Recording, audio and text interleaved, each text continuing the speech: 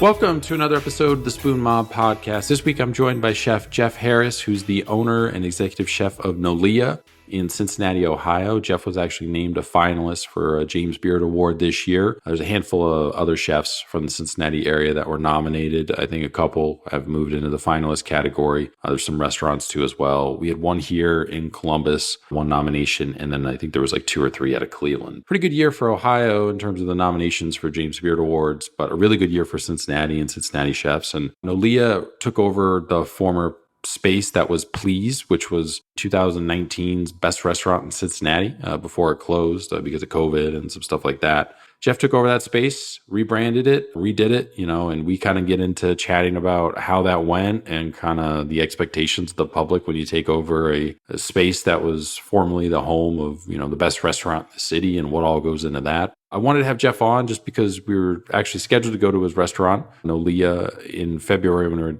going to be down there for a trip. We had to cancel some stuff due to the situation with the Airbnb that dragged on and everything. So we had to leave pretty much immediately after we checked into the Airbnb. It's just long story. It's a ship platform. So we had to cancel a bunch of stuff that we had scheduled. So we're kind of spreading it out now and just kind of doing one-off stuff, making our way back down to Cincinnati when we can, when we have some time and checking out everything that we wanted to check out before. But it's a super unique concept, Nolia, in just that it's Southern food, but it's also New Orleans food. And there's nothing really like that in Cincinnati. There's nothing really like that in Ohio, true, authentic, New Orleans style food. There's interpretations of it. We've had a few things here or there, and a few people have popped up doing, Southern kitchens and stuff like that. But there's nothing like Jeff is kind of doing. And he has a super fascinating story.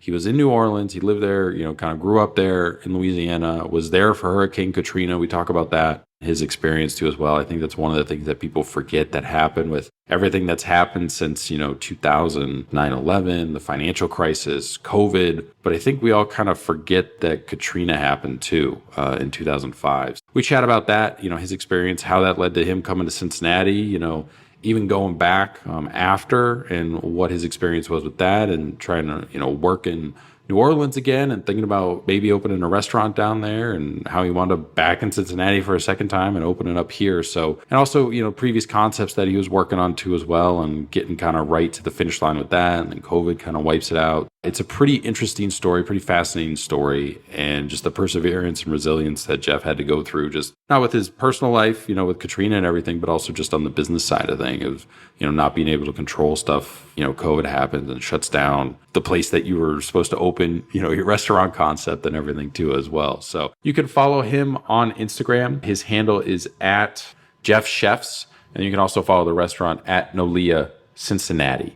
Is the handle for them. You can follow us on Instagram at Spoon Mob. We're on Twitter, Facebook, TikTok, all that other stuff, either Spoon Mob or Spoon Mob 1, but mainly we use Instagram, so follow us there. Everything else kind of feeds out into all those other social media apps. Check out our website, spoonmob.com. We have different chef profiles. We keep them updated for any news that comes out, whether they open a new restaurant, change restaurants, whatever, since they were on the podcast. So we keep all the pages up to date. We're constantly uploading new photos from all the businesses that people have, that they come on the podcast, and then they eventually make their way to Instagram, but they hit the website first. So if you're always, looking to see kind of if there's a new menu out, and probably have photos up for it, and you can kind of check out firsthand instead of going through like Yelp or something that the food photos are going to be kind of crappy. You can also write in questions, comments, feedback too as well up there on the contact portal on the website, or directly spoonmob@yahoo.com is how you can reach us. We'll get back to you in a day or two if you shoot over an email or whatever. But you can also submit in, a question that you ever wanted to ask a chef or sommelier, restaurant owner. We'll integrate that into the episode with one of the upcoming guests and let you know when that's coming out so you can kind of be part of the podcast if that's something that you're interested in doing. Links to all the episodes are up on the website, but you can also find us on any podcast app. Make sure to follow, subscribe to us so all the new episodes just hit your feed as soon as they come out. Thursdays, 1 a.m., brand new episodes, new interviews. Tuesdays, 1 a.m. is the mini updates. Right now, those are every other week, but they're kind of just sporadic. When we ever have them recorded and everything, we'll release them out. Those are usually kind of 15 to 20, 30 minutes. And then the new episodes are the long form, which could be anywhere from an hour to 2.5 hours. It just kind of depends. We don't really set a time for those. We just kind of go until somebody has to stop or we run out of questions to ask the person. Just because I'm a big fan of the long form conversation format. I think that's just the best way to get context and detail and allow people to speak and say what they want to without kind of trying to condense everything into this small prepackaged kind of box where, they might mention something and it's like, oh, that was kind of an interesting tidbit, but nobody really knew what exactly the backstory was for that. So that's kind of what we aim to do here. But without any further delays, here's my conversation with Chef Jeff Harris, the executive chef and owner of Nolia in Cincinnati, Ohio. Thanks again for taking some time out of your day off, come on the podcast here and chat a little bit about your career. Nolia is a place that we were supposed to go when we were down in Cincinnati, but we had an issue with our Airbnb. So unfortunately, we weren't able to make it. Your restaurant is pretty interesting in the fact that it's super different from anything that kind of really exists in Cincinnati. So I want to get into Nolia and everything that you got going on with it. Obviously, I recently got nominated for a James Beard Award too as well. But before I kind of get into all that stuff, I always like to start at the beginning with everyone. How did you kind of first get involved with cooking and restaurants and everything? I mean, you're originally from New Orleans, right? It was my great grandmother, my grandmother, and my mom. Those are the three people who kind of got me into it. Great grandmother, she taught me how to scramble eggs. One of the reasons for her teaching me how to scramble eggs at like 4 years old was she said if I meet a wife who can't cook, then I could feed myself. That was her thing. But also my grandmother, she cooked for the church. She cooked for various other people. And then her daughter, my grandmother, she was the neighborhood food supply, basically. You want a hot meal, my grandmother would sell meals out of her plate. But my mom, she worked in restaurants. And so like I worked alongside my mom. I think when I was 14, it's kind of started my professional career. I was a fry cook at a restaurant called Garfield's. It all went down from there. Were you actually 14 at that time? Like of legal working age? Nah, I don't know about how legal that was, but my mom knew the managers and, I guess there was a need. So my mom said, my son can do this. Called me in. And I'll never forget, I was making like $5.28 an hour. I was excited because I had just got a job working at Ben and Jerry's on the weekend and just scooping ice cream. So I was like, all right, I got two jobs right off the rip. So I was all excited because not too many people my age was working two jobs, so I had two jobs and that was it. But cooking always was my thing.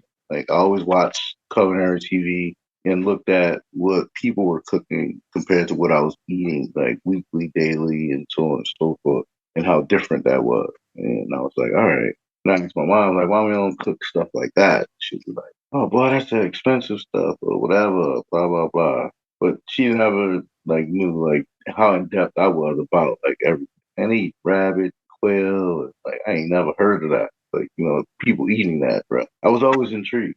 Now, working in the same restaurant as your mom, did you have to kind of convince her to let you work there? Or how did that dynamic play out? Good and bad, like, obviously, your mom's there, so you could spend, quality time with her. But at the same time, she could be a little bit harder on you than everybody else because, you are her son. The perks of that was, like, she worked in the morning and I worked in the evening. I didn't have to work with her as much, except for like Saturdays. Like Saturdays, like we both would be in there all day. And because it was in the mall, so I didn't mind because I knew like when I take a break, I can go walk around, look at girls, and do all that type of stuff. But I knew like on Saturdays, I'll just be like, all right, mom, whatever time you leave, I'm leaving. And I left, and we'd get there about like 10 o'clock, and she'll set me up on prep and what I got to get going and how to set the line and all the other cooks start coming in. And that was kind of my introduction working with my mom. But no, I didn't have to separate mom and the worker mom. Like, I didn't have to separate. She just didn't want me to call her mom at work. That's it. So at the same time, like you mentioned, you're working at Ben and Jerry's. What was the best-selling flavor that you had, scooping ice cream? Cherry Garcia. My favorite was chocolate chip cookie dough. And that was the first time I ever had that. And I was like, this is probably the best ice cream I ever made, like right here. My right arm really got strong working in that zoo in the Superdome for Saints game. I was like, man, this ice cream is like seriously hard. But I learned the trick with the hot water and scooping the ice cream and to make quicker moves and stuff like that. My right arm was getting a little buff. So you're working, both these places for a while. You're in the industry, kind of getting your start and everything. Did you have a moment that you knew like that's what you wanted to do? Like you wanted to be in restaurants, be a professional chef, open your own place one day? Was there that singular moment for you? Garfield's was that place. So that was the first, like I said, professional kitchen I was working in. I'm working in fry station. So I'm doing like the French fries, the chicken tenders, the onion rings, and the Monte Cristo sandwiches that we used to fry and stuff like that. So I would always look at the guy working the grill and saute. And the guy that worked grill and saute, he also did the stylist too because he was just that good. His name was Montreal. And I would always be like, why don't you show me how to work the grill? Like he was like, all right, you slow down there, come down here. And he'll show me how to put grill marks on the steaks and the burgers and the chicken breasts. And when I send chicken tenders down there for the salad that we had, like he'll show me how to organize salads and how to make sure that I'm putting up the salads in the right time and how I'm coordinating myself with everybody else. And so he was kind of like my first like teacher. And eventually, I worked there for like 4 years. So I eventually became like kitchen manager. And so by the time I became kitchen manager, I can like operate the whole kitchen at like 18. And so I was just like, all right, let me kind of indulge in this a little bit more because like the stuff we were doing was really like simple. It was almost like an Applebee's type of place. I was like, all right, cool. And once that place closed, that's when I was like, all right, what's next? Like, so that's when I started. Like, I knew like majority of the restaurants were in like the French Quarter or uptown in New Orleans. And so I just started filling out applications, man. And the first place that hired me outside of Garfield's was this place called Pappy's Seafood. It was like steak and seafood. That was the first restaurant that wasn't like a corporate restaurant. And, we did like some really good food. I learned like how to make like simple sauces and, like the whole art of like making the plate look good. Every plate has to look like this and so on and so forth. That's when I started like pursuing like a higher level. I mean, but I've worked in other places like House of Blues and I worked at this place called the Palace on Canal Street and like just trying to, find my way.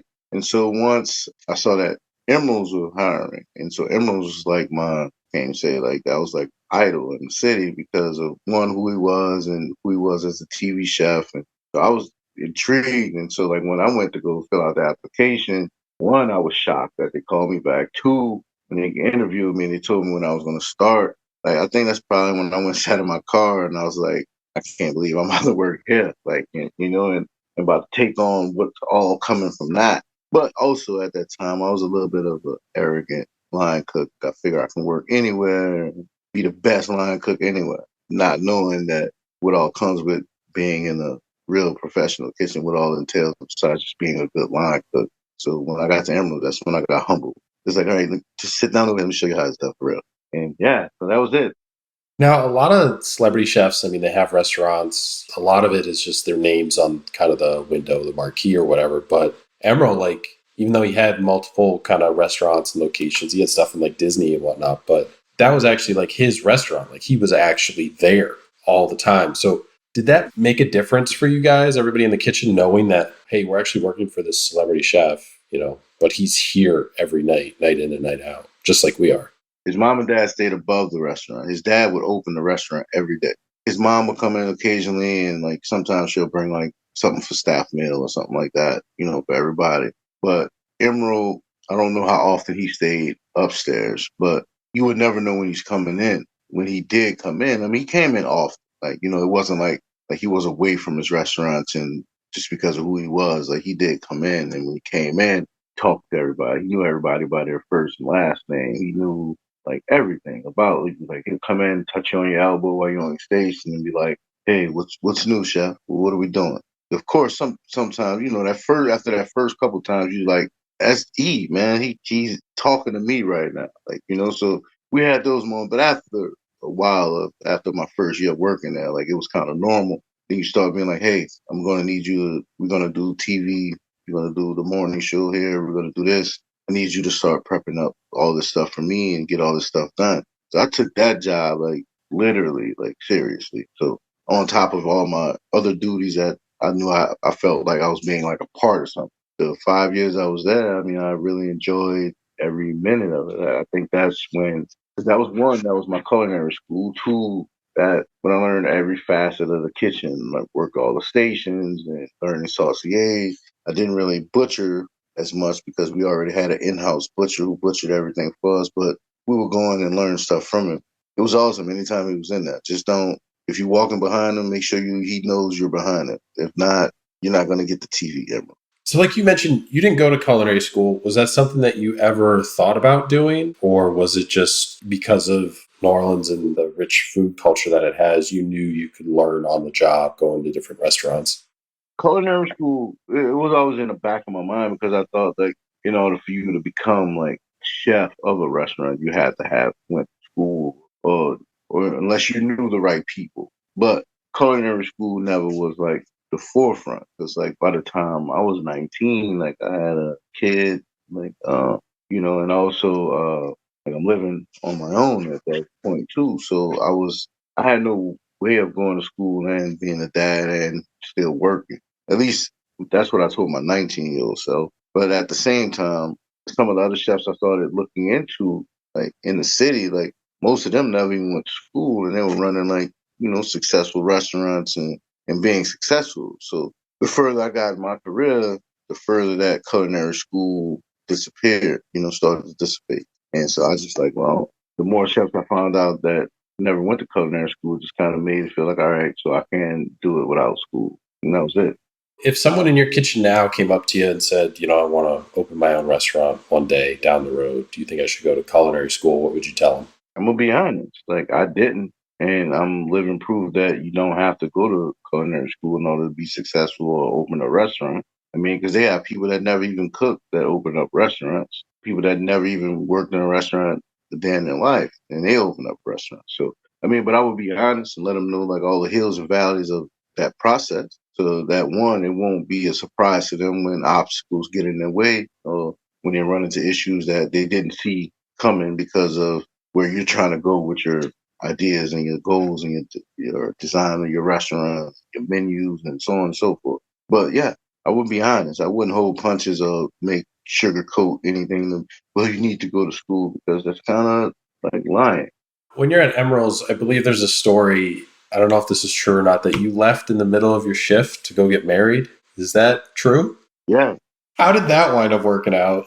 Well, it was kind of weird because one, I knew I couldn't get that day off because it was Valentine's Day, and I was like, in order for this to happen, like I had to come up with some elaborate story to make my exit and make my exit worth it, and also make an exit so it won't be questioned like when I come the next day or something like that. And like I don't remember the story of what I said or anything like that, but I just knew that when I got to work, what had to happen at what time and execute the plan. And so the justice of the peace was like probably like walking distance from where Emerald, so I didn't have to have anybody pull up or anything like that. I just had to make sure I had to leave and that they was okay with it. Now it was during lunchtime, and I was the back of my head. I was still trying to think how I'm gonna pull this off and do it successfully. And also I had to make sure I talked to the right sous chef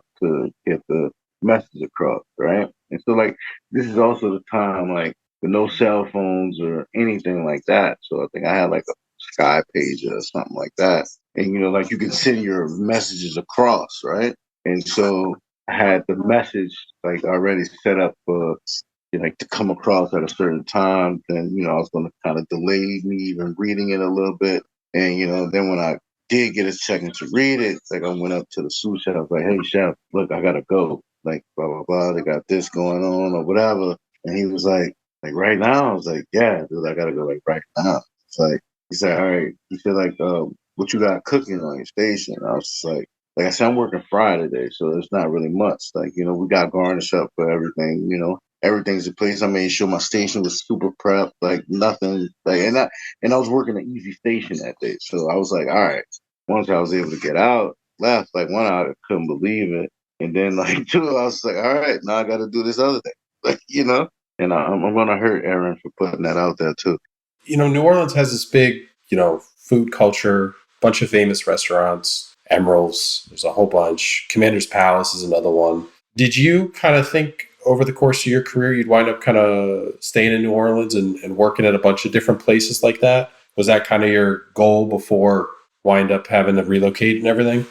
Honestly, like I always wanted to open up something at home, like something myself, and like kind of like what I'm doing now. Like like you said earlier, like our food is different from like what everybody else is doing in the city, and because like everybody in New Orleans is doing like New Orleans food, so like I knew like I wouldn't do that. Like I wouldn't do that. Like I wouldn't do what everybody's doing because like I'm like that with my life and everything. Like I don't wear Jordans or Timberlands or anything like that because like that's kind of like what everybody wears. Like everybody wears like somebody that has Jordans or obsessed with them or they gotta wear Timberlands or anything like that. And I don't wear or do anything that everybody else is doing. Like if anything, I want to be the unicorn when I walk in the door or whatever. When I was in New Orleans, I had like an opportunity one time to be a chef at this lady's restaurant, and I was at Emerald's, and I was like 21,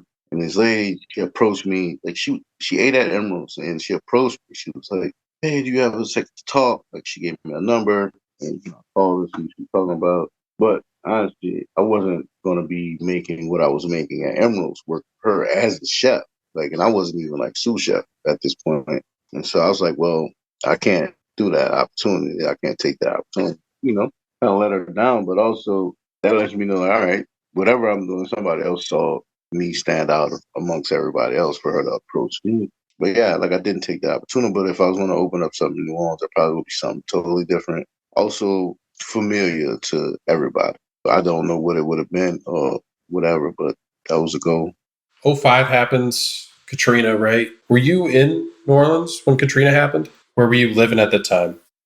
I was born and raised in the Ninth Ward, but at the time, my ex-wife she had a friend that lived in Gretna, which is across the river. It's like we went over there, and so like it was the day before Katrina, the 28th, and we all went over there. Me, my stepson, my daughter, all of us went over there, and we, I mean, honestly, like we was just watching. Me and my wife were watching the show last night. She was asking me like, what comes up when I see stuff about that. And I was just telling like I didn't know what kind of decisions I was making when this stuff was going on because like it happens all the time. Like hurricanes come, this hurricane's gonna be this hurricane's gonna be that. Then it's all like back to normal the next day. So when hurricane hit, like we wasn't in the house that I was living in. The house that I was in, like they just suffered like wind damage and like they only got like water that was like curbside high, stuff like that. But we all didn't have any power. You couldn't make any cell phone calls or anything at that point. But we never knew what was going on the other side of the river. I just knew we couldn't go back on that side. We was all getting turned around and stuff like that. So that was like insane. It was probably the weirdest, unsure point in my life. Like, cause at this point, like one, I know for sure, like once we found out what was going on the other side, like we might not have a house to go back to, or like so what's the next step? And so we jumped on the Greyhound, and we ended up here 25 hours later after getting on the Greyhound. Had to figure out life. Why'd you wind up here? Like Cincinnati instead of, a lot of people went to Houston, different parts of Louisiana.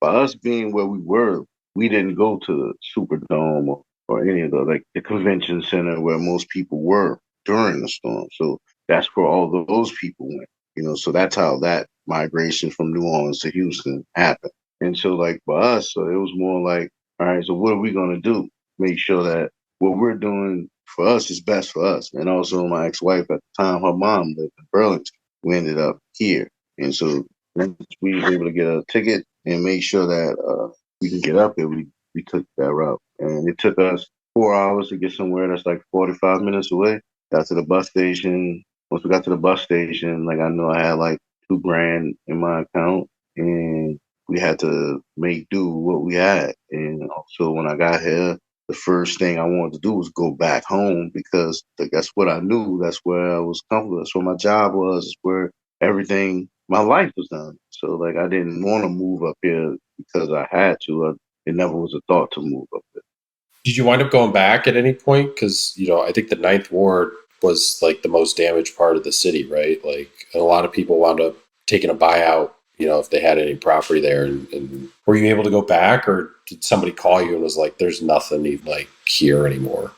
So in 2006, once they was allowing people back in the city, like, come assess their properties and, try to see what can be done with whatever's left of your stuff. Um, so I knew like my house was not going to survive. Like we couldn't move back into our house because one, how high the water was in our house, and also just structurally, like if we would have stayed, like we probably would have died in that. Like honestly, because the water was like 9 feet in our house, and our house was built like 2 feet off the ground. So, and it was like probably like 2 feet from the ceiling. So, like one, my 3-year-old daughter, my ex-wife, and my stepson, like all of us, like me and my stepson was the only one that would have known how to swim, and also let alone trying to keep people alive while swimming. That would have been drastic. No telling how long we could have kept that up during all that. So we did. So I took pictures and all that stuff and came back, and then 2015, I was able to go back home. So I moved back home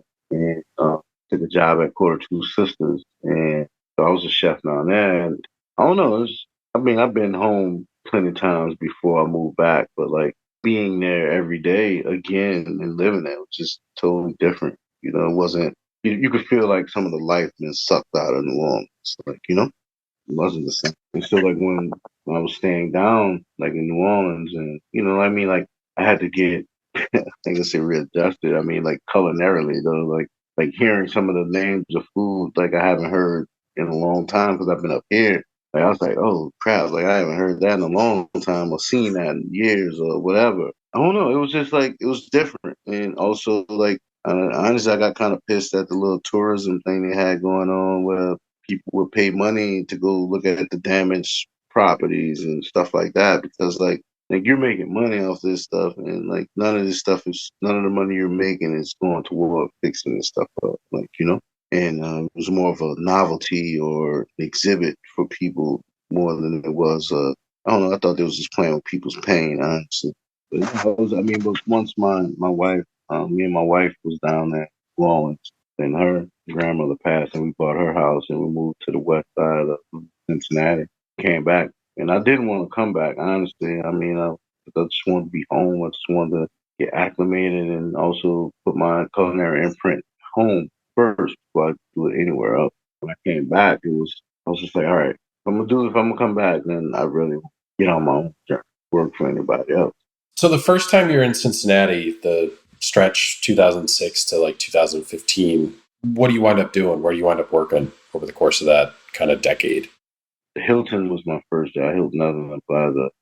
Worked in between Orchids and the Palm Court area over there. Then I did like the sous chef position at the catering department. And I worked at this place called the Queen City Club for like a year. Then I met Jose Salazar at Cincinnati, and that's where I was like, all right, I'm following this train right here. Like, this is more in line with what I want to do. Like, you're learning, you push, you're being tested daily. And that's kind of what I wanted because everywhere else is kind of like easy. It was a little bit laid back. Not saying that Orchid to Palm Court wasn't challenging in itself, but also it was just like, it's like a robot there. So like over here, we're switching up constantly. We're changing stuff. We're making our own creations. And also like that was kind of the first time where I was like, hey, like, what do you want to do with this? Like, what can we do with this to put it on the menu or whatever?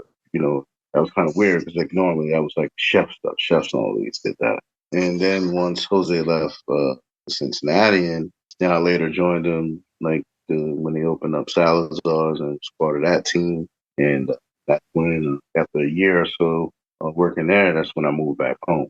And yeah, like I've been with him. Then when I came back, when Mita's I don't know I can't remember how long Mita's was open, but yeah, I went over there as sous chef over at Mita's, and I think that's where my ceiling. That's where I think I hit the ceiling. Like, far as like, all right, I can't go any further than that. But I'm ready to grow. I'm ready to move on. Like, and and challenge myself a little bit more. Like, and so that's when I started took a chef position at Blinkers, and I went helped out a friend of mine at Commonwealth. And then after Commonwealth, that's when I really started saying, all right, let me start doing my personal chef. And then I started doing like little caterings and pop ups, and after doing that, that's when I kind of got into filming and Finley Kitchen.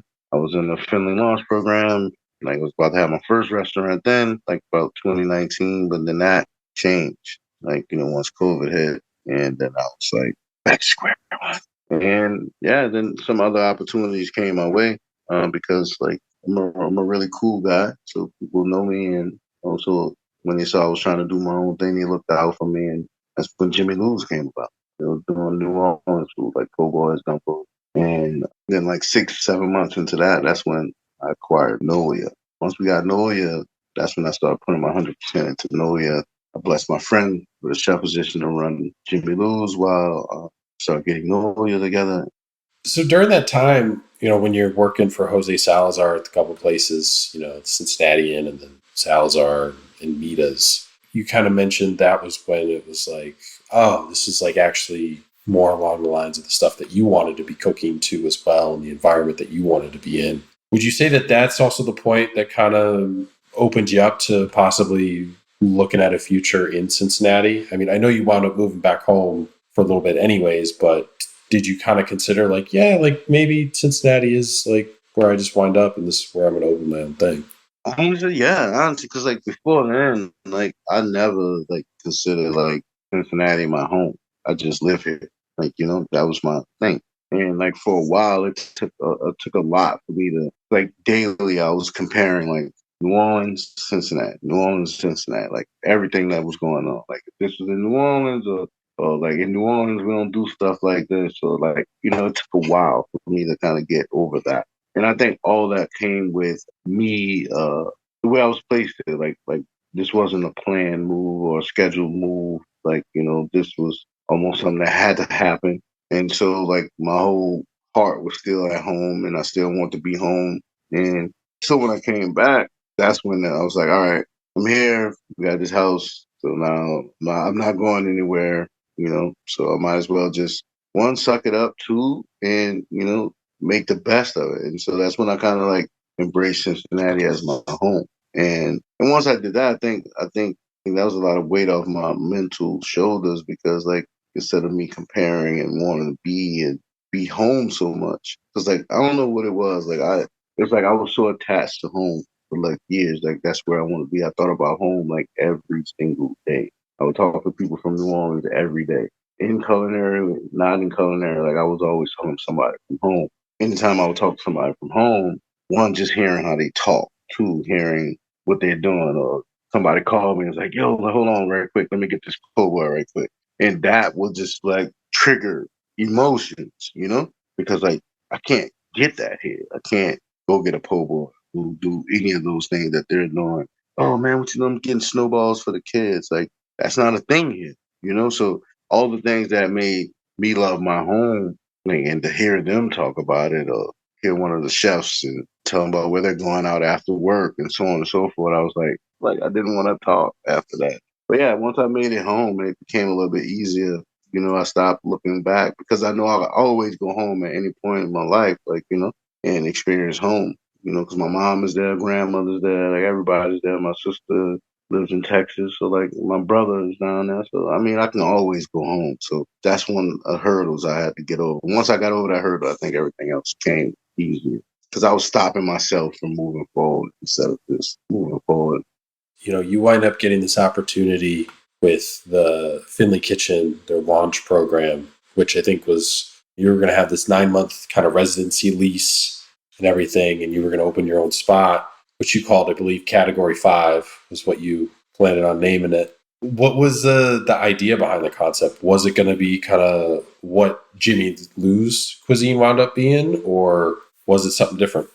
Well, it's gonna be a little bit more like an elevated version of that. Jimmy Lou's is more like takeout, and so Category 5 was gonna be more like elevated because like one you can come in, sit down, and eat, and you know, like literally similar concept, but also just take it up a notch. Like we'd have did po' boys, and we'd have still had the fried chicken Fridays. We'd have had all that, and it was just like it was gonna be like an elevated, a plated version of what Jimmy Lou Did you get to open it at all? didn't get to. And actually, I'm kind of happy I didn't because like the whole concept would have died because we'd have opened during COVID and there was no way we would have survived that. especially in that area too. I'm assuming the irony isn't lost on you, right? Like you're going to open a restaurant named Category 5 and then it gets wiped out by a pandemic. I never put that together, but that's good.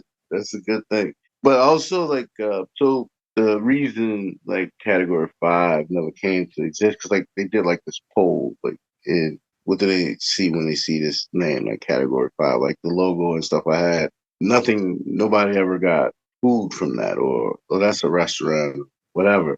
And so like everybody thought it was like a disaster. That was one, and also like just a messed up time in the timeline of life. Yeah, like, nothing resembled food or a restaurant. And so that's when we came up with the branding people that I worked with came up with Jimmy Lou's because we talked about my grandmother a lot, like during the whole process, and it was like, why not?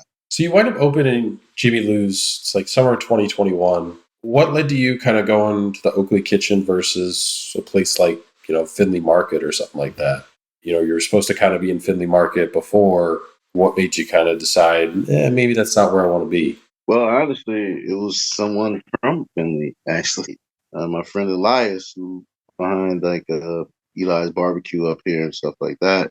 It was literally like 3 days once we found out that the Finley launch program was no.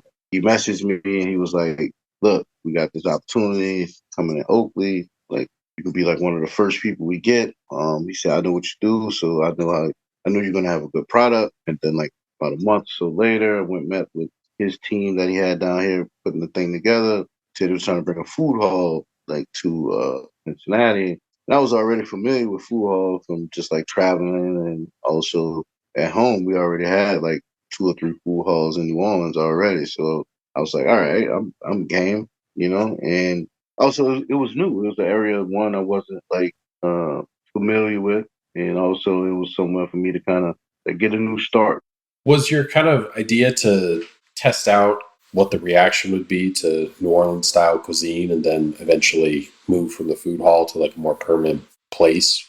Like what Nolia was always like the info. And so like even when I was in Oakley, like I always just kept my eyes open because the restaurant I have, even when it was a restaurant before, like I always had my eyes on that place because one, the location, two, like we still in OTR, we're not in the fuss of everybody else. And one, it's not a big restaurant, and I never wanted a big restaurant either. So I always wanted to do that, but also like some people thought that like I was going to take what Jimmy Lou's was and put into Nolia, and that never was a thought because like I wasn't going to do that. I wasn't going to do like a New Orleans restaurant there. Because like what I was trying to do like with Jimmy Lou's is just like people know like what real New Orleans food is, and I don't have anything against anybody else who's trying to do New Orleans food. I just know like if you're not from New Orleans, it's kind of hard for you to replicate that. That's really it. Do you think, based on your experience, like a kitchen incubator, food hall is still a viable path for someone to launch a concept and eventually move into a brick and mortar in a post-COVID world? Yeah, because like one, it kind of puts your guidelines and perspectives in order. It kind of lets you know the steps you need to take, and you always get to see what your next step is. Then without being like rushed or managed by just doing it without the coaching that you get at the incubator kitchen, Finley Kitchen. For me, like I had people I can talk to, like I can go to Amy, I can go talk to all the other people that are in the incubator kitchen that are doing things. What are you doing to get your name out there? Like, how are you doing this? And like, who do you go through for this? And so on and so forth. Then you got Finley Market right across the street where you also have people that are successful with their stands and selling food and all that type of stuff. So you have a lot of information and resources right around you. And so for you to not use that, then I can see you're not succeeding in what you're trying to do because you're not using the resources around you. But for me, and for me to tell someone, like, yeah, I would definitely advise somebody to do that. So I think April 2022, you opened Nolia. How did that opportunity come about? It's the old Please space. Basically, I think they did a quick stint in COVID before they closed permanently. But how did you kind of wind up getting that space? Uh, I kept my eyes on the prize, honestly. Um, long story short, I saw a friend of mine that was in there one day as I was passing. I just stopped down, just asking questions about what was going on, like, like anything happening. Like, nah, like I'm just, just getting some stuff taken care of and clearing some stuff out. I was like, all right. And, and then like that's when I went around the corner to the people that was running it, to the landlords. They were telling me like, oh, there's like 10 or 12 people like trying to get this restaurant. Some of them want to tear walls down, do this, and do that. Like, I didn't want to do any of that. I was just like, what's it going to take for me to get the keys? Like, I ain't worried about who in line. I don't care who in line. Like, what's it going to take for me to get the keys? It was like, went through the whole process, the LOI and all that stuff. And, we got paperwork looked at and all that. And it was like, all right, you come with 7,000, it'll be yours. Like, I'll see you in the morning. That was it. And I got the keys. And, I'll never forget when I got the keys, like, when I went in there for myself, because that was like September 21. And I sat down in the restaurant, and that's kind of how I started putting everything together. Just like sat down in that probably for like an hour. Like, I didn't move. I didn't get up. I didn't go through the kitchen downstairs or anything. I just started like how I want it to be, like what I want to do. So jotting down some ideas and stuff like that. I put it in my notebook, and then I walked out, locked the door, and then when I got to Jimmy Lou's the next day, and I was just like, I'm not gonna say nothing to nobody. Like, I'm not saying nothing. I'm not gonna tell some of my friends that I'm cool with. Like, I just want this to come out of the blue. Once I did, it did get out there. People knew what Jimmy Lou's was. So for somebody to find out that Jimmy Lou's chef acquired the former Please space, once that got out there, that's when I started getting conversations about that. But the only thing I didn't like about getting that spot and putting out, saying what I wanted to do there, like almost everybody was trying to put please in front of what I was trying to do and trying to, oh, big shoes to fill. You got this, or like, then you got the please lovers and all that. Mad that please isn't there, mad that I'm there and not please, and so on and so forth. But they don't really know the whole story, and the whole story is not for me to tell. But also, like, it was kind of like my nerves. Honestly, like every time I do an interview, they interview me. Then when the article come out, it's like all this stuff about please, and then me. So it's like kind of like dimming the fire of what I'm trying to do. Like it's like you're trying to me, like how I was saying, it's like, do they want me to do what I'm trying to do, or do they want to keep remembering that please was here? Like, I didn't get that. But also I did get it because like, yeah, it wasn't like Please was a sleeper restaurant or anything. Please was a great restaurant in this city. But like, I was like, all right, Please isn't here now. So just let that go. Just let it go. And just like, if you want to talk to me about Nolia. Don't talk to me about Please. And it wasn't no shot at Please. It was more like, man, I'm here. The chef that was here is not. The restaurant that was here is now gone. I'm trying to bring something else. And so once we got over that, and you can see where we are right now. Did you have to do much work to the interior space to kind of make it Nolia? Because I mean, I know back in the day they did just a crap ton of work to that building to make it into a restaurant. But did you have to do much to kind of, like you were saying, get rid of that association that people would always have, like this is the Please space, and kind of make it Nolia? I mean, we had to clean it up, of course. It took like 3 months to clean it up before we was able to get like contractors and stuff in there to kind of go away. Because I didn't take away what that place was. I just made what that place was. That's really it. We didn't do any like construction or anything major construction. I mean, besides like covering pipes and stuff like that, making sure that the ceiling was sealed. Because it looks like chip paint on the ceilings and stuff like that. So we sealed all that, but no major construction. Just normal. Like we took it down, painted it, made it ours, hung some art in there, put a little bit of what we stand for up in there, and also hung my grandmother up in that. That was it, and got some really beautiful wallpaper. I never knew wallpaper cost that much in my life, but so we was able to do that. We kind of got rid of the please bathroom as well, because I know like when we first opened, people were like going to the bathroom like ASAP, like just to see like if it was still the same or what did we do to it, And then we started getting like the not please potty post and all that type of stuff. So it was hilarious. But yeah, I just wanted to take the please out of the place. So the name Nolia comes from magnolia. So why did you choose that? What's the significance? Magnolia is Louisiana state flower. Nolia sounds like Nola, Nolia. It's still me representing home. That was the whole meaning behind it. I had a ton of other names that was going to be kind of weird and all that type of stuff. But because everybody in the city calls me like N.O., like New Orleans. They call me N.O. or New Orleans or Chef N.O. Whatever. So I was going to do like some kind of rendition of that at first. And then I was like, nah, that's not gonna fly. And then you know how you gotta say like, oh, we're going to NO. Like, nah, we're not. That didn't sound good to me. But also then the branding team was like, why don't we do this? And we did that. And I was like, then also I started thinking like, Nolia, like, all right, so the Nolia is a project uptown. Like I'm from downtown and I'm naming my restaurant after something uptown.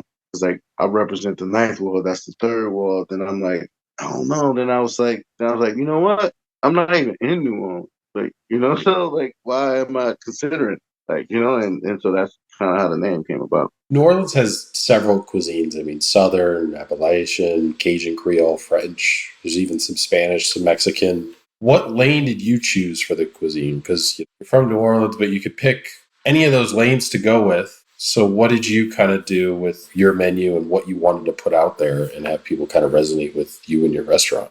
I wanted to change what Black restaurants look like when they open up. Like, instead of it being just like a soul food restaurant. In the South, like you were saying, like Appalachian, Haitian, Creole, Cajun. Also, there's Asian, there's Spanish, there's African, there's also Cuban, there's also a flood of other ethnicities and all that in the South. And also, when most people think about like Southern food, they think about soul food, and nobody plays on those other cultures of food. And so that's what we do at Nolia. We play on those other cultures of food. Now, yeah, I'm from New Orleans, but my restaurant is not New Orleans. So pull on all those other inspirations and not just soul food. We try to do beyond that, like, because there's more food than just soul food in the South, And so, like, that was the lane we chose to do our food. Are the dishes kind of family recipes or things you've developed, and techniques and stuff that you've learned along the way with each restaurant that you worked at? And so if I was doing like family recipes, then that would be like New Orleans for real. Some of the stuff that we're doing were stuff that I've gained knowledge and stuff that I've gained along the way, but also some of the nostalgic stuff that I remember when I was coming up. And like, so like if me and my friends went to like Atlanta, we went to Florida, like I knew how the food was similar along the way, but started to get different from where I was from. I mean, like even when I went to like Texas, like how different, like the big Spanish influence they have in Texas and so on and so forth. And like when you go to Florida, the Cuban, the Haitian, the Jamaican, and all those influences that are in Florida and Georgia, like with the red rice and so on and so forth, like all those other different things that most people wouldn't even think about or touch. That's where the inspiration comes from. There's like a line, like we draw, like in our kitchen, like, all right, so this is the stuff that we're never doing. I don't care how many versions you do it or how many versions there are of it. This is stuff we're never doing. This is where we're gonna go. And one that keeps us unique, that keeps us different, that keeps the guests on their toes. So like what the next menu is gonna look like, what are we gonna do for this, so on and so forth. So like that's what we do. Is there anything you haven't put on the menu yet, but you still want to? Like maybe you didn't put it on there, during the course of your first year because you just weren't sure what the feedback would be, like goat or something, for example. Like you could find like goat like in, Costco now, but I still don't think people are super like into goat, but I'm just using that as an example. Can't say that. No, yeah, my gosh, that dish right there. Like, because most people would only get goat like through Indian food or something like that, right? Like a goat curry or something like that. And so for me, like I remember my uncles going to the country and they'll come back with like a whole goat and they throw the whole goat on a grill and like in about 10 hours we were eating goat and stuff like that. And so like I remember like because he used to always like he'll pick the meat off the grill and put it on a bun and throw some mustard on it. I was like, here, try that. And I liked it. And so I knew like goat and mustard goes well together. So that's how that whole dish came about. So the nostalgia from my uncle giving me a pulled goat sandwich with mustard on it sparked the whole goat gnocchi dish that I have in my restaurant right now. Like the nostalgia of everything that's going on, like for us, like culinary stuff that's going on in the South that one that I love, and also the memories, of stuff that I grew up with. Like when I'll never forget when I went to Mississippi and got like this red sandwich, this red meat. Just like they take these red sausages and chop them up and they put them on a bun. It look like ground meat, like pickles and onions and all that stuff on it. It looks weird. It doesn't look appetizing at all, like to people who are not from the South. I can tell you that's like what chili looks like to me. The Cincinnati chili looks like to me. And so like in a pig ear sandwich and all that type of that's kind of stuff. That's where I would draw nostalgia from, like stuff like that. Like think about stuff like that. Then how can I make this something that one people would enjoy, but also something that I see that people are not doing? Because that's the one thing we do. Because there's like probably like 4 or 5 ingredients that we probably would never get in our restaurant just because of those ingredients being everywhere. You said you get bored a lot of times too with just doing the same thing over and over. So do you change it pretty frequently, or do you just shoot for like once a season to do like a complete overhaul?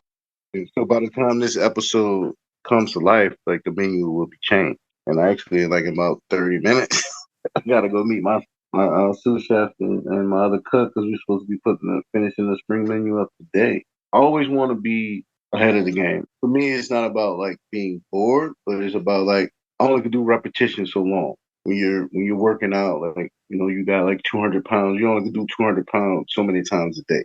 After a while, you either want to go up or you want to go underneath where you ought to kind of get whatever strength back or from being hurt or whatever. For me, like I just want to always evolve and evolve much as possible.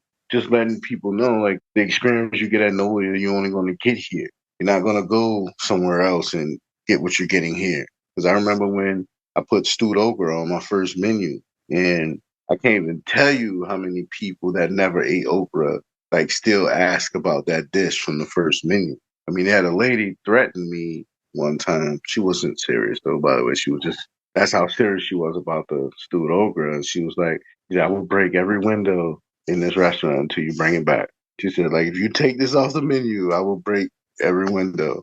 I mean, it's been off the menu like two menus now, so but I haven't brought it back yet. But also, that's one of those things too that kind of keeps us nostalgic because you like I don't even want to say it publicly because that'd probably be an assassination. Like if you go to McDonald's, like if McDonald's stops selling Big Mac, you're not going to stop going to McDonald's. Because 9 times out of 10, you go to McDonald's, you're probably not even getting a Big Mac. Probably going to get a chicken sandwich or something like that. So like even like those fan cult favorite, like when they disappear, it's kind of like how we replace them is what counts. And also, I never was a fan of like, oh, this stays on the menu just because of what it is. Theoretically, you're really turning up that part of your brain off because you don't have to worry about that part. The only thing that stays on the menu that probably won't never change is cornbread. The cornbread's always going to be there. The whole menu can change. Like the whole menu can change. You don't hold no punches or anything.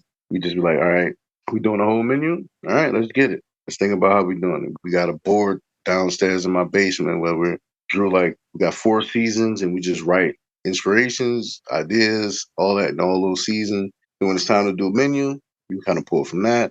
But as of lately, we've been every day like I'm really thinking about doing this. I'm really thinking about doing that. What you think about this? You ever did something like this? So all that. That's where we're at, and I'm happy that my staff is inspired. And it'll be mad when I get there a little late though, but I'm paying, so I ain't got to worry about it. Are you guys able to get most of the ingredients from the area, local farms and stuff, or do you have to still get stuff from the South? Not too much from the actual area, but like we do have people that source it out for us, if that makes sense. Like say, like when we're getting goat, we get the goat locally now. We were getting like a Spanish goat at first, and now we're getting like some goat that is locally. I mean, it's a little bit more on the penny, but it's worth it because we're getting it from inside of the state that we're in. And also, we try to like for like raw bar, we try to get like some like Gulf oysters or Southern oysters, but Louisiana and Texas and all those Gulf Shore states take care of themselves first before they take care of anybody else outside of them. as soon as they start releasing some of that product, we will definitely be on that. But also, we also try to get freshwater fish, like from like the Gulf or anywhere down there. We try to get like southern fish, not really just like a fish that you can just get anywhere. But yeah, we try to stay as close to the concept as possible. Try to stray away from that. And you folded Jimmy Lou's into Nolia, right? So like Jimmy Lou's is kind of like the bar area. That's what we call the bar, yeah, definitely. Because take my great grandmother with me anywhere I go. Because like even when I'm cooking greens, sometimes, especially the first time I cook greens up in Nolia, like I can just see her slapping me in the back of my head because like I did something that she wouldn't do. She was a big part of my life, honestly, culinarily and just as a great grandmother as well. Her imprint like meant a lot. Like if she can see this right now, I can quit everything. I can quit everything right now. I'll give the keys to Nolia to somebody else. Be done. Just to see her face, seeing what I've done, especially grown as a chef. She never really got to see me become who I am right now. But also for her to see that would be enough for me. I don't care about accolades or awards or any of that.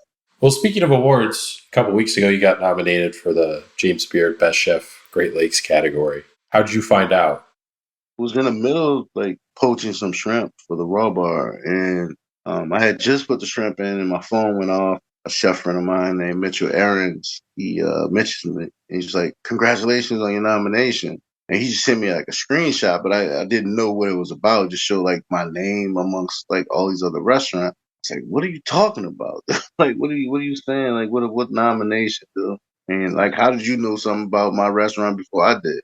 So by the time I sent that message back to him, that's when my phone went crazy. Like I'm getting texts, calls, and all this in like one. Most like my phone didn't know how to act at one point.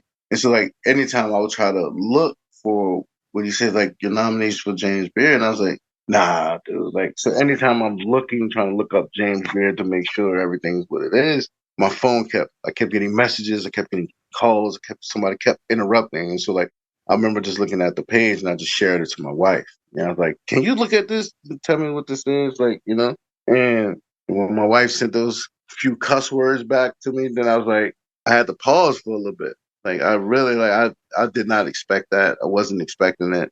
I mean, I thought like maybe like further down the line, but not 10 months in. And so I was just like, okay, I enjoyed the moment. Called my mom, and my grandmother was over there at the same time. So to hear my mom and my grandmother cry at the same time, I shed a tear. By this time, like I told my cooks and stuff that was here, that we had a real awesome pre-shift, letting everybody know, like, look, we got a lot more eyes on us now. Like, yeah, we can relish in this moment today, but like also like let's not take our eyes off the prize. Honestly, like it's been a hell of a ride since then. Yeah, I've been like way busier than normal. We've increased staff a little bit, but also it's been awesome. And I'm happy that what's going on with us was being recognized. This was also a goal. And like for me, like beyond just the James Beard thing, all I wanted to do was just be the first black chef to be #1 in Cincinnati. To be nominated for James Beard, that wasn't even a thought right now. I mean, before it to happen, I'm grateful. Skyline Chili. No? You It's a unique thing. I'm not a fan either, but there are people that love it, and it's a very unique thing. My wife, the day before I moved back to New Orleans, because she came like about a month after I moved. Our last date here before I left, she took me to Skyline to try to enjoy the chili, and she got me a kid version, like the kid size one, but she didn't know how I was going to receive this. But that first bite of the Skyline chili, like it took everything in me to swallow that, and she can tell too. She can tell. It's like you don't like it, don't you? And it's like, nah, I don't. But that was the thing, man. Like their thing here. They got their little competition with Gold Star and Camp Washington and the other places and stuff. But like the chili is just not me. I'm from the South, so we like Southwest chili, like with meat and vegetables and beans and all that type of stuff. Not just thin, cinnamon, chocolatey tasting sauce with cheese and onions on top. That's just not how it goes. Have you gotten your muscle car yet? Right now, I got the 2019 Charger RT. That's what I'm got right now. That's one goal scratched off. The next one is probably an SUV for the family. You're a self-proclaimed fried chicken fanatic. What's the best place in Cincinnati to get it if you're not making it yourself? Ooh. All right, people go sleep on this, but Roosters, man, on Glenwood. But like for me, though, like it's everything. Like you got to be the chicken, the crust, everything has to kind of go together.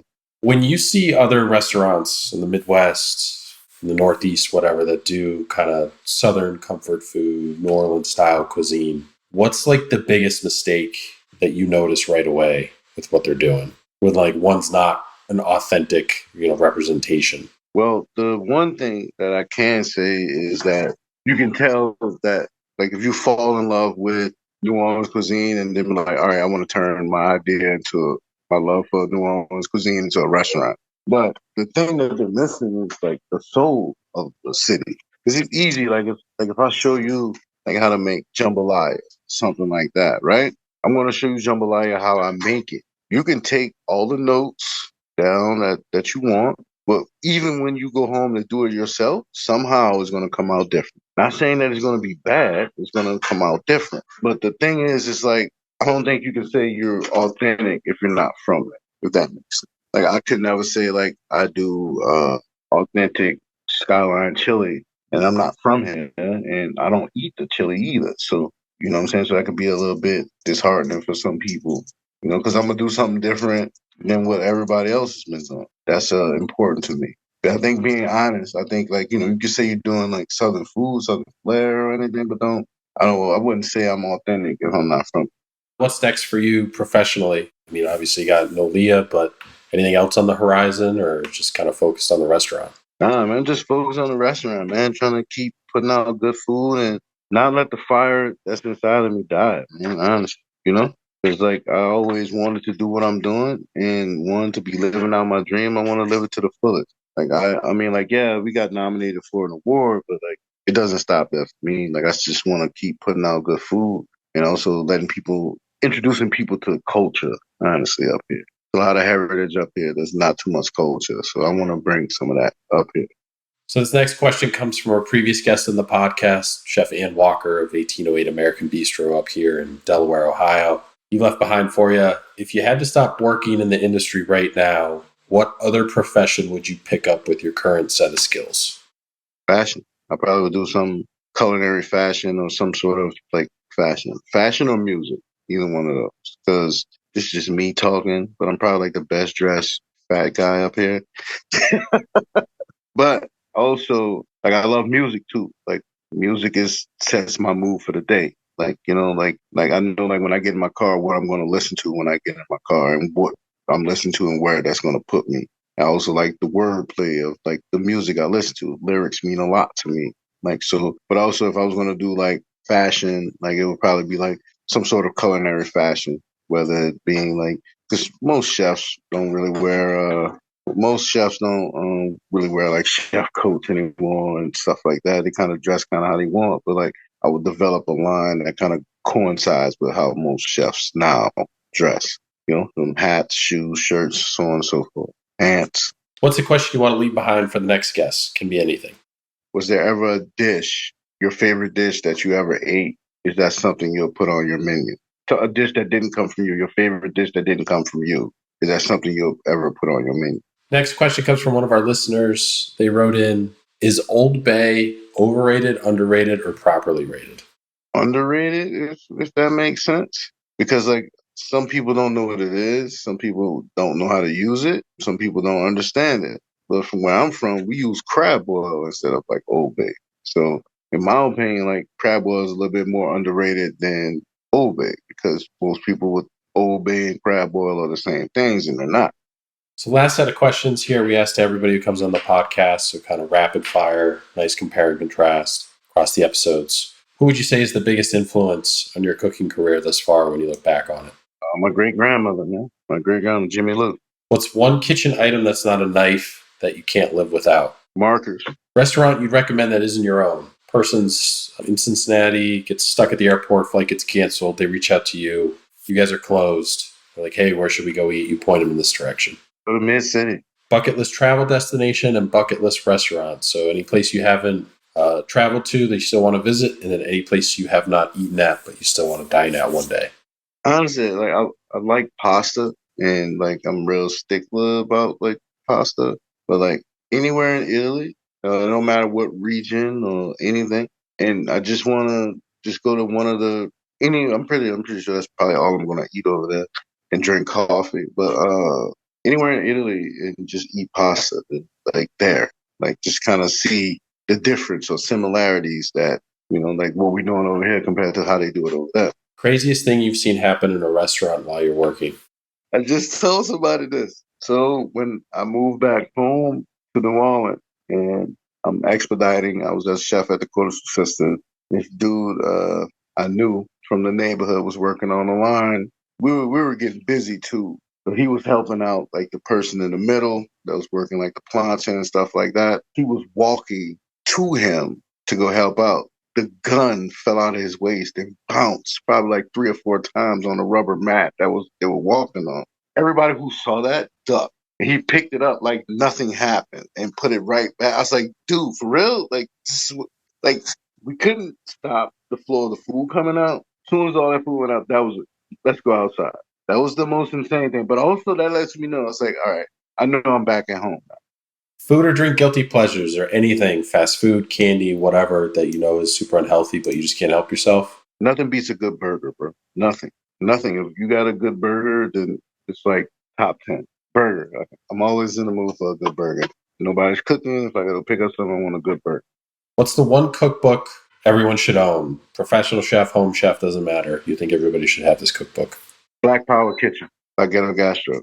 Favorite dish thing you've ever cooked, created? Looking back on your career, you can almost point to this as like your aha moment. You knew you could be a professional chef one day after you made this. I would say like jambalaya, because there's so many different versions of it. One, to get the approval of my mom for making it. That was it. Like, oh boy, this is good. You know what you're doing, huh? Like, that was it. I'm an Anthony Bourdain fan. Not everybody is or was. If you were, is there a moment, episode, scene about him that stands out to you? If you weren't, is there anybody else who was a culinary personality that you kind of gravitated towards? Definitely an Anthony Bourdain fan. Nothing specific that stands out, but like just the way he looked at the industry. He see the industry because one, he worked in it, and so he had the same insights as everybody else. And we all try to strive for something like, to be able to be that honest for the industry, because you can't really be that honest because most people get offended or think things are supposed to only be a certain way. Don't look at it for everything that it is right now. You always want to see it change. Where can people find you? Social media, website, plug everything. Like if you want to see my boring Instagram life, you can go to at Jeff Chefs. I think I said like everything at Nolia Cincinnati, Nolia Kitchen on Facebook. Yeah, and you guys are open during the week? Tuesday through Saturday, 5 to 9, Tuesday through Thursday, and 5 to 10 on Friday and Saturday. You can make reservations through the website, but open table as well. There's nothing like it in Cincinnati. It's super unique. I can't wait to try it. We'll be back down there soon, stopping in to try it firsthand since we didn't get, unfortunately, with the issue with the Airbnb, we weren't able to. But it's awesome to see just kind of something different pop up and you being able to have success in that space too as well with, everything that came before. So congratulations on all that and stay in touch. All right, man. Thank you guys. A big thanks again to Jeff for coming on the podcast, taking some time out of his day to jump on, chat about his career, being in New Orleans, going through Katrina, how he wound up in Cincinnati, opening the restaurant, different concepts too, what it's been like to kind of take over a space that was formerly the home of the best restaurant in the city and one that was loved and beloved by a lot of people too as well. So that's always a challenge and that's always an interesting tidbit when that happens for someone too as well, how they kind of navigate that and what they got going on. And James Beard Award at the time nomination, and now he's a finalist. So pulling for him and, the Nolia team and everything, because we only had one nomination here in Columbus, I think this year, but a couple in Cleveland too as well. So we're just kind of pulling for all the Ohio people, and we'll see kind of what happens here in about a month or so. But again, you can follow him on Instagram at Jeff Chefs, also at Nolia Kitchen Follow us too as well at Spoon Mob. Check out the website, spoonmob.com. Make sure to follow, subscribe to the podcast on whatever platform that you get your podcast. New episodes drop on Thursdays, 1 a.m. Mini update episodes drop Tuesdays, 1 a.m. The episodes will hit YouTube, our YouTube channel, a week later after they come out and debut on the podcast apps. Appreciate everybody listening. If you're new, welcome. If you've been here for a while, thank you for your continued support and continuing to help spread the word and increase awareness and listenership. Can't thank you guys enough. So growing, it's going great. We've had people reach out that want to come on the podcast too as well. So that's always awesome to, get those emails and get that correspondence like, hey, if you'd ever like to talk to somebody doing XYZ, we'd love to come on. And we have a few of those episodes coming up too as well that I'm excited for you guys to hear. And they're people that are doing really cool things or have had really interesting stories that they have to share. So super excited about that stuff. And we always have, our local kind of collection of people in Columbus, but, we're not a Columbus, Ohio only podcast or anything like that. We have people on from different places. I've had a couple international episodes with Marcin, who's actually working in Paris. And then Dave Pint over in Singapore. And, we've had some people from Canada, people out on the West Coast in San Francisco and LA and New York and all this stuff too as well. So super excited to continue to be able to have people that we find interesting that are doing delicious food and have unique restaurant concepts, having you guys hear those episodes. So continue to help spread the word. You wind up at one of these restaurants, just let them know that you heard their episode, their interview on the Spoon Mob podcast. That always helps, continue to spread the word and kind of reinforce that, they made a great choice in coming on the podcast and agreeing to do it, that people have heard it, and it continues to kind of reach the people that they want to reach to as well. New episode next week on Thursday. No mini update next week, but there'll be one the week after. So you guys got a week to catch up on the back catalog and everything if there's an episode you missed or you're running behind. And we will talk to you guys next week on Thursday.